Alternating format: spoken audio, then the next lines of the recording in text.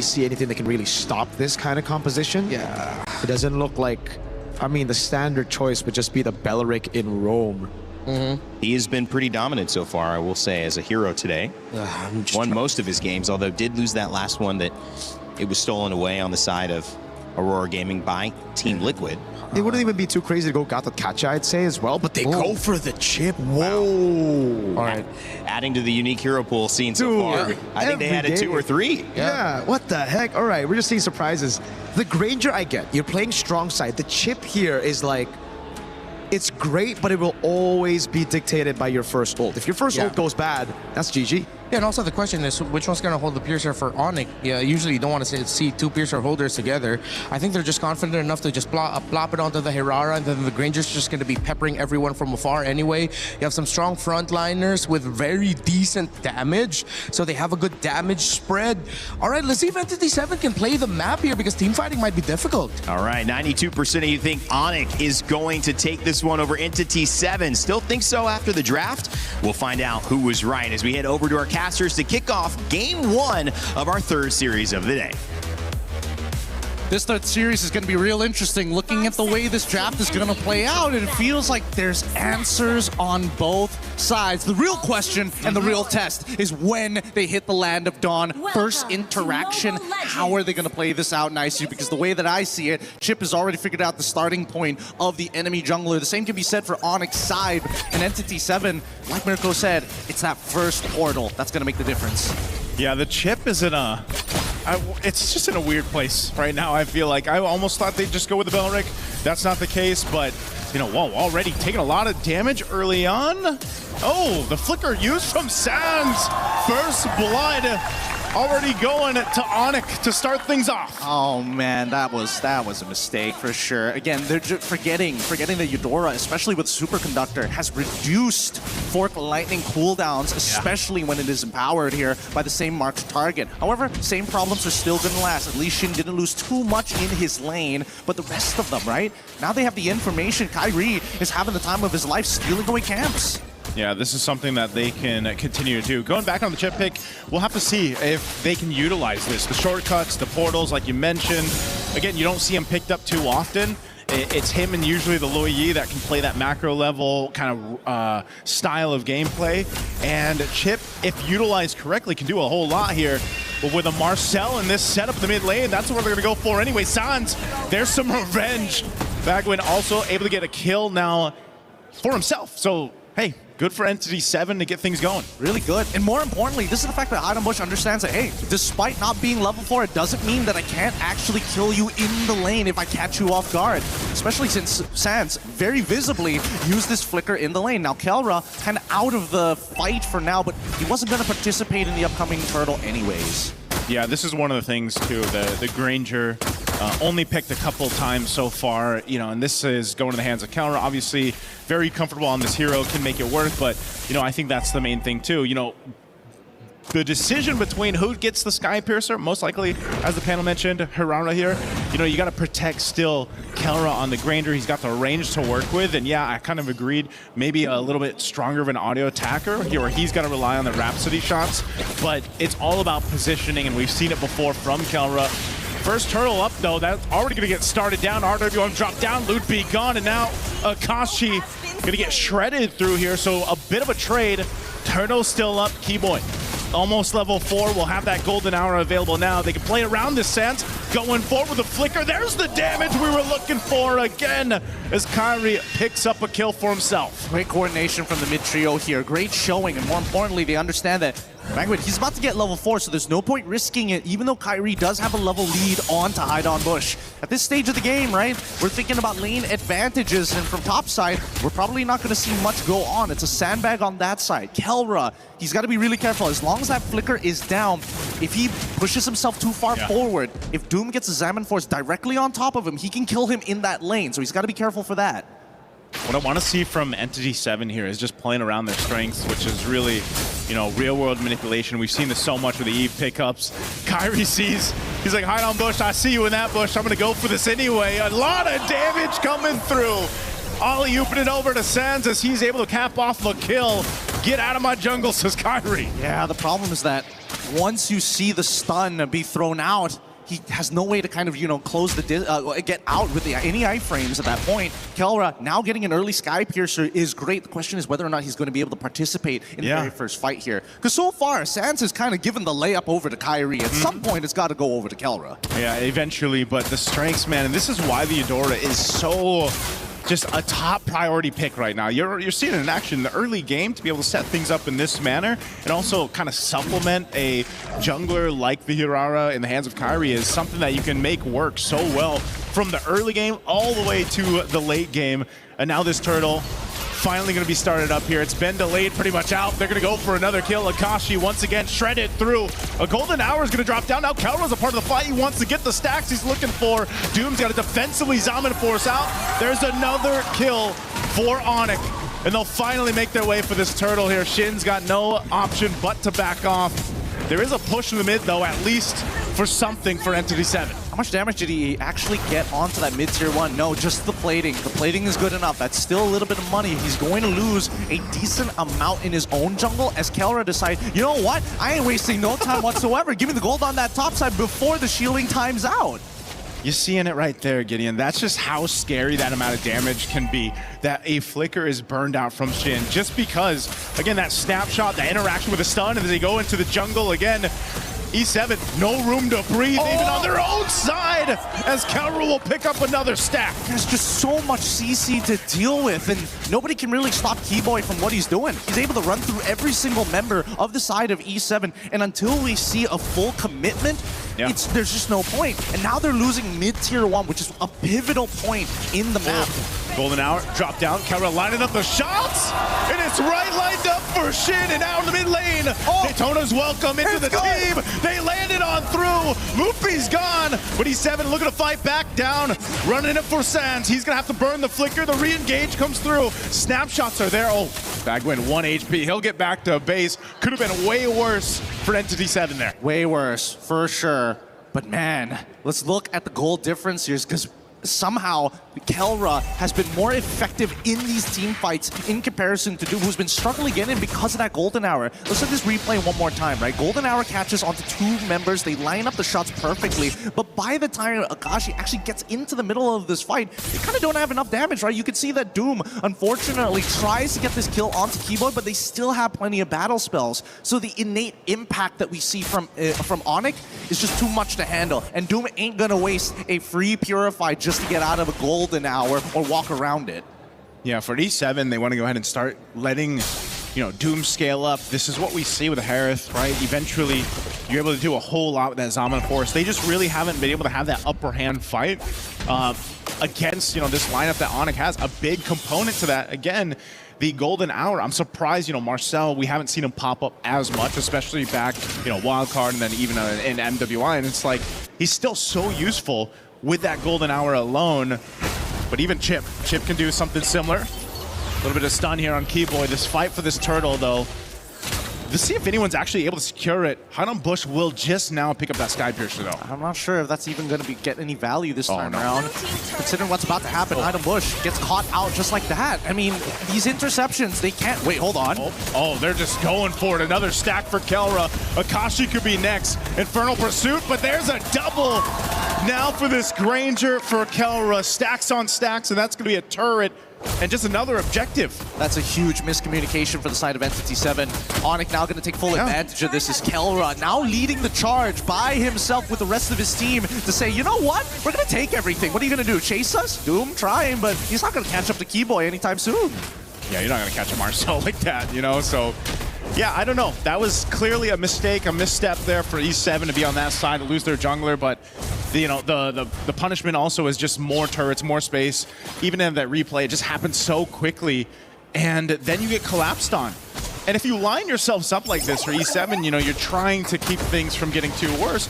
It's just, ONIC does such a great job at giving those stacks over to Kelra too. They know that that's a big part of these team fights now. I mean, look at the health bars. They're just dropping as they try to get to the base. They try to get away, but Bagwin's down, and now Akashi gets blown up as well from the shots from Kelra.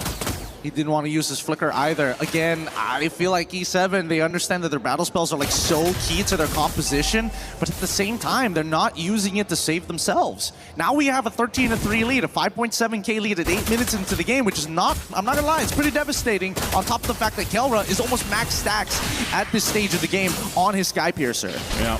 Keyboy and Sans both just doing an amazing job throughout this game too to set things up. Look at the difference here now in the mid lane. They're actually able to get Ludwig. Keyboy and Sans, do they want to fight this? I know they got Kelra there, but still, you don't want to get overzealous and get punished here. You got a 6,000 gold lead if you're ONIC. You want to keep that together for this Lord here in about 30. First items priority. I like how Ludwig is like, no, I'm not going to think about sustain whatsoever. All I'm thinking about is maintaining my stacks, get me a Guardian helmet, and yeah, I'll make something happen. He is a thick boy for a good reason, but also such a huge deterrent for E7. Like, what are they going to do as soon as he starts charging up the Daytona's welcome, right? On the opposite side, I do want to see whether or not E7, specifically Vagwin, he needs to get a backline attack onto Kelra. Yeah, I feel like he's been trying, you know, like he's been trying to find that positioning, but there just hasn't been that opening that they're looking for. And now at this point, it looks like E7's just gonna have to give this Lord over to ONIC, let them do their things. Akashi's gonna give the information. There's quite a few here. They're trying to push up top too, but Lord already secured by Kyrie. Vagwin gone. I mean, this is just not where you want to be, and now Daytona's welcome to keep Akashi in place. Lining it up again for Kelra to get a double again.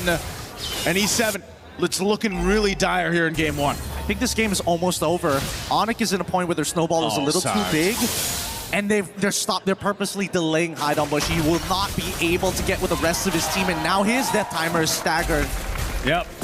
Already base turret's going to be worked on. Doom trying to drop it down with his Amin Force, but still just delaying possibly the inevitable here. Almost a 9,000 gold lead as Lord is going to approach this mid turret. The defense shield's still going to pop, but the Lord is still up, and now the pressure's here. 15 still, 4 Hide on Bush to be up. They're going to drop it down once again. Ludwig, Daytona's welcome. Throw him into the wall. Kyrie, meanwhile, on the other side's working. Burns a flicker out. Akashi, no chance. And now looking to take out Doom as well. He's trying to avoid the shots from Kelra, but he can't avoid Kyrie. And they're looking for more. Finally, Kelra goes down, but Kyrie's here as well. It's a different KK connection. It's a maniac for Kyrie. And that's all ONIC needed in this game one. Under 12 minutes, they'll cap out game one against Entity7. 21-6 the final score, and they're gonna farm one more before they close out the very first match. It's very much like that M6 ONIC Philippines composition. The Brody gets locked in. We read that out quite early. And this was actually a pick that got them one of their only games. Their only game actually in the grand finals against Vitality. Oh yeah, they picked that up quite early on in the series. And now here it shows up in MSC. There is precedence for it. Super Marco and Team Falcons PH picked it up. Entity7 seems like they weren't ready for the Brody pick, or were they? Maybe this very high aggro, high damage, all dive, potentially fast tempo lineup that the South Americans, the players from Latin America are known for, will be able to force a game 3 for this series. We're gonna bow out for now as we head into game number 2, tossing it back on over to Guidon Bush. Sorry, that's Gideon and Naisu. Thanks. The enemy reaches the back. Reptar, it's a great day to be here for Series 3, but also this for ONIC as they're looking for the opportunities, but it's about that snowball. Yep. And they have to play through strong side, which they start at level 1. They want to build the snowball right now. Ouch. Okay, Revitalize is burnt. I think they're happy with that, but that's going to be tough for E7 because this is always what we see. Early game pressure in the mid lane, trading out some battle spells. And so you don't have that Revitalize. It's nothing too crazy, but obviously it's going to kind of change your game plan here. Let's take a quick look at the emblems for now. Yep, so far the emblems are going to be Master Assassin, no exit. Oh, no shit. hold on, shit. Trouble.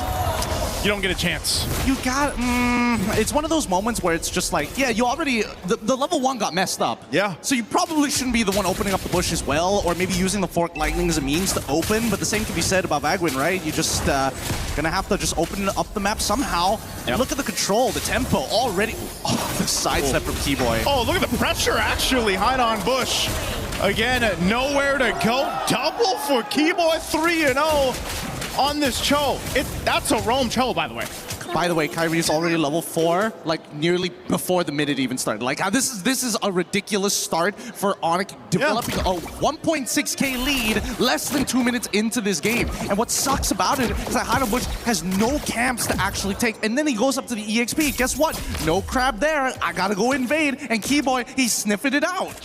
What it feels like is a Harley with no magic right now, man. Like he's starved out. You're seeing it. Keyboy is enough pressure. Okay, at least there's a caveat there. Our kill going to the hands of Shin. So a little bit of an overstep probably from Sans there. He did burn his flicker in that, but still, man, this is one of those cases where you give up this first turtle. You don't really want to maybe contest this just because of the fact that Heidenbush has already been delayed enough. If he's delayed further, then we've seen that before be the case. Yeah, and honestly, nobody wants to fall behind, especially since Keyboy wants to maintain that passive from his roaming boots. In the meantime, though, I'm looking down on bot side, and Doom is also having a pretty tough time against Keller, who's got an amazing freeze by his tower. All right, as we expected, Turtle just gonna go in the hands here of ONIC. Meanwhile, over on the other side of the map, a little bit of trading going on there. Keyboy will be able to go ahead and take it. He's almost got the flicker available, and now that he's got the kick, he's got that Way of the Dragon. He's going to continue to be a nuisance there in the jungle. Up on this top side where Kyrie is, though, keeping tabs on him. Good protection, though, coming out from E7. They need to do this. They need to get these guys out of their side of the jungle, and they'll do that behind on Bush. Once again, Kyrie, level 7, goes through. Good thing Heidenbush able to get his purple buff. And great rotation here coming in from Kyrie as well. He's not going back up towards that top side. He just completely decided, you know what, we're going to cut through that mid lane. We're expecting Akashi to actually start participating in these fights. And now they're back on the invade. Doom's only level 3. Oh no, it gets worse. Shin going down here. The fight for the orange. Heidenbush won't be able to get that one. And man, someone's got to help Doom here. I just realized, yeah, he's only this level 3 at this point, and Kyrie level 8, man. This is ridiculous. Like, Kelra has got a permanent freeze here. What is he supposed to do? Like, well, they need Vagwin to actually come down and break this freeze, or literally anybody to break this freeze. It's... Oh, no, he's dead. No, Doom. Okay, BMI, but torn apart memory, okay. Oh, okay, not bad. Not enough marks? Not enough marks. The Purify came in just in time. Oh, but Keyboy's here. Rest of the team, too. They know this. He's going to go ahead and get some regen on, but pop the blaze. He do it. There's Keyboy. Goes in with a kick. Not the target he was probably looking for, so he kicks Shin. Doom does go down, though. Revitalize the help. Meanwhile, Kyrie gets a kill across the map against the Kashi. But ONIC will continue to build up. Gideon, I don't think we've seen this kind of a lead at the 4-minute mark. Right now, the game is up to ONIC. Like, if ONIC whiff anything, if they give a shutdown over to E7, maybe there's an opportunity. But if they play just a standard game of constant invades and just using their capital lead that they have, their economic lead, there's just nothing they can do. I mean, I'm looking at this replay and it's just like, what's the point, right? The dive wasn't the cleanest dive, yet it doesn't matter when your base stats are just way higher than your opponents. Yeah, you can see that too in that, the reaction there from Keyboy, obviously. In that too, he picked up the Radiant Armor, so now he can be more durable, you know, against these magic damage dealers that Entity7 has. And that's all part of the plan of not letting that lead that they built up already so quickly slip out. And this is the thing, another turtle's just gonna go over to ONIC. There's no contest here. So when it's this case, when we have to think of Entity7's chances of turning the game over on this head, you know, with this kind of landslide right now for ONIC, where is that going to be? Who is going to be that person? You know, because Doom, you'd think it'd be the Claude, but my goodness, he was delayed so much, frozen out of his lane. Yeah, it's a... Honestly, I think this is a prisoner's dilemma already. It's like asking a mother who's their favorite child. It's you gotta pick one, unfortunately, and right now it's not Doom. That's what I could say. Oh no. Oh, Kashi. Where's the Keyboy under the turret? There's the kick right in between both. They don't care. They'll get a kill. There's the stunt loot beat. Kyrie with a retribution, gonna chase down Shin. Shin able to get away though, but that's just a preview of how much ONIC can take from Entity7 as a turret is pushed now in the bottom lane. Tier 2, Doom, nowhere to go. Popping the Purify. Has to stay alive at all costs, but Kyrie's here. All the iframes to work with, and a torn apart memory from Kelra will cap out another kill. They can stop. This is a public execution here from ONIC. They are not letting up, and they want to make sure that it is known you can't play anything less than perfect. Couple shots here. All right, flicker burned at least for Sans. But still, so much work for Entity7 to deal with that they just have to watch the tier 2 turret go down nearly here in that bottom lane. It's just ONIC doesn't have anything else to take, so they'll just keep pressing on these turrets. You know, I've watched a lot of games in my career, but never one where I've been so confident that this game's kind of over already. Yeah. It's an 8.4K lead 6 minutes into the game, and these positions are literally impossible to get out of unless ONIC all decide to like run at fountain or something like that. But it's very unlikely. Once you're at a stage where you're already an item and in a component ahead of your opponent, it becomes very difficult to actually claw your way back out of this, especially since a lot of the combinations are very single target rather than hitting multiple people. Yeah. And that's the big difference between E7 and Team Liquid's composition. Even though Team Liquid was losing massively at that point in time, the comeback ability comes down to the 5 wombo combo, which they don't have. Yeah, and what you're seeing here too, you know, there's a phrase over in the Philippines that's used quite a bit. It's called Hunger Games. You hear the professional players say it, where they take everything from the jungle, pretty much. Akashi, they'll take him as well. They're going to be looking for Doom next. Doom will be able to get away with the BMI, but now Bagwin trying to run himself away, but it's just way too much. As another goes down for E7, and ONIC will shortly be knocking on these holy defense shields already this early on. Yeah, look, they just sit in base. Yep, he's already holding on to 2 waves, because what are they gonna do? Like, no DHS? All right, that's fine. Max stacks on Uranus. He's gonna regenerate harder than everybody put together. Yeah, this is just, at that point, Lutby just pressing on the wounds for this one. He's gonna walk into turret just to restart the stacks. Yep. Yep, restart the stacks. Another wave coming through mid. Tier 1 gone, Tier 2 next.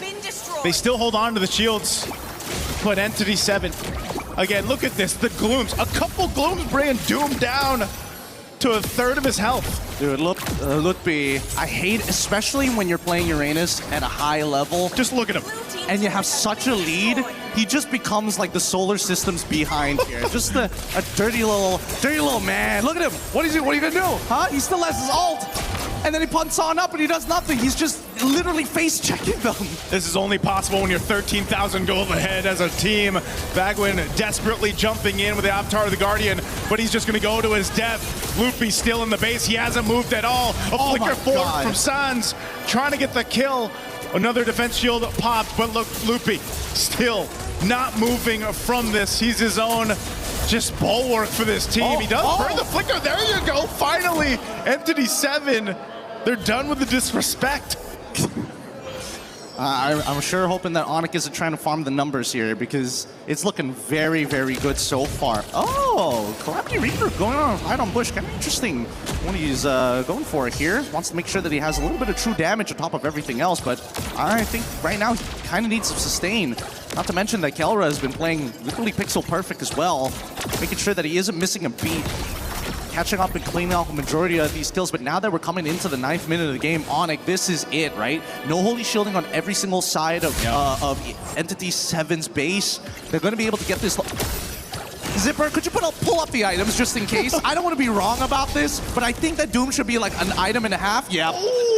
Yeah. Sorry. Oh, it hurts. Uh-oh, it's going to hurt more here. Sans does take some damage. He's got the black shoes. He's going to be fine. A little jump there on the fence. They're going to get run down in their jungle, so ignoring the Lord for now. They'll just take a buff, make their way back to it. But what do they get out of that? Again, some of these ultimates used up, battle spells. E7 still wants to show up for this. Potentially, they might just get punished here, though, if they do. Everything that could have gone wrong in the early game has gone wrong for Entity7, and I think that as much as it feels soul-crushing for Hydon Bush, it's one of those games that you wish, like, all right, it's a GG, go next. I understand that we're going to have to play through the lower side, but this is really, really rough. And I think the only few mistakes that ONIC can make, it's difficult for Kyrie, because at this stage, he's got enough cooldowns to get his iframes back up before the killing blow actually comes through. I think it's got to be down to like just Sans and Kelra who need to give away these kills, particularly Kelra. And I don't know if that's going to happen, man. He usually doesn't do that. It's usually not the case, but even if it was the case, Entity7 just doesn't have the firepower. I feel like they almost have to expend too much for them to cap out a kill on an overstep that most likely won't happen from Kelra. Now for ONIC, with this Lord marching towards the base, the 14,000 gold too is even bigger than the Lord right now. Ludwig up again, leading the charge. There you go again. Just Shin deleted off the map here. 2 base turrets down. ONIC looking to cap it out here under the 12-minute mark once again. One more desperate attempt here from E7, but they'll just lock it down and come in cleaning as ONIC comes in to clean up the series in a sweep against Entity7. An absolute massacre, a murder here up in the group stages. ONIC, they're not holding back their punches anymore.